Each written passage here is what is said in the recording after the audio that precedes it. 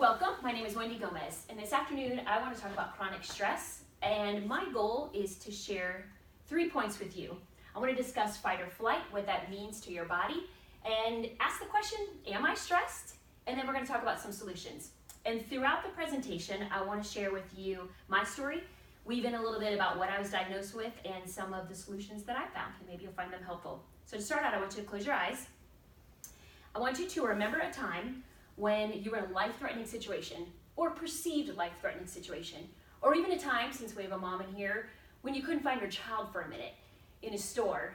That sort of situation where your heart rate starts pounding, your blood pressure goes up, your mouth runs dry, all of your muscles tighten up. You are in complete system overload. You can't get a clarity of thought because there's so many things running through your head. Something has brought you to a point that has scared you.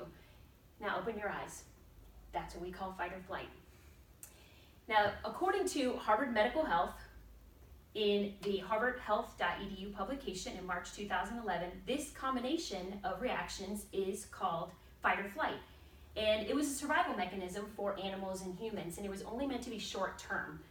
So imagine if your body never left that state. That's what chronic stress looks like. So let's talk about fight or flight a little bit. The physiological effects, which we just had you experience a little bit of, if you can remember what it felt like to have some of those situations, you remember the feeling your body had. Now the question is, if you always lived in a state of fight or flight, then your system never gets a break. There are things that physically lead to disease and dishealth because of that. So then the question becomes, are most of the things that lead us to fight or flight really life-threatening? Is traffic that has now caused you stress life-threatening? Is a relationship?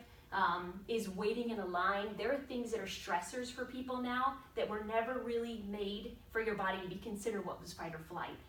But it has the same reactions because of the way we react to them. For me, I found out that it was food. So it was interesting to find out that there are actual triggers that cause a fight or flight physical response that are food. And so according to an entry in the AlternativeFit publication at AlternativeFitWordPress.com, it said there are a number of foods that actually trigger the exact same physical response as if an animal was chasing you for your life. One is caffeine, and that's because it increases your alertness and your metabolism, which are both things that happen in fight or flight. So something we drink all the time, we do on a regular basis, is starting to give it a mimic effect physically like a fight or flight.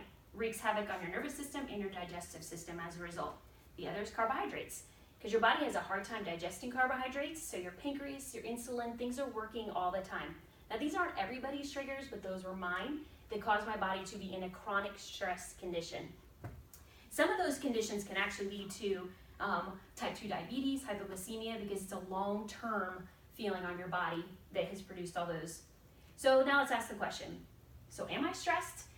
Most people would not say that they are stressed people, but based on how it's defined in the American Institute of Stress at stress.com, published in January 2017, it's interesting because the term stress has been a bit elusive for the medical community. They haven't been able to define it. And so Hans Seeley in 1936 defined it as a non-specific response to the body for any demand of change. So that's very wide, but that's what they consider stress now.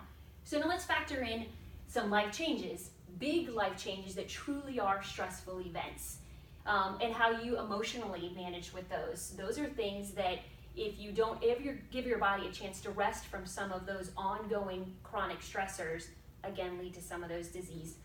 The emotions that come with some of these life changes can lead in just a roller coaster for your body. So illness, of course, if you've ever had surgery, if you had a chronic illness, then your body not only environmentally is dealing with stresses, but also a healing stress. So now that we kind of looked at some stresses, so we looked at some of the actual responses that happen physically, I just want to share some solutions.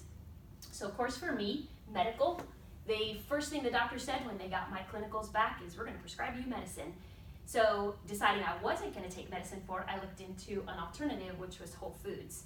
So knowing what some of my triggers were, which is important to know what your triggers were, whether it be the way you react to stress, things that are in your body, traffic jams, what is it that's the stress? But normally food is a huge way to start to heal your body. So that'd be something I encourage you to investigate.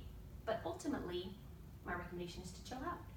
Because a lot of times, most of the stress we deal with are optional things and not things that cause our body to have such an extreme reaction. So my final thought to leave you with is keep calm and stress less, and your body and I think.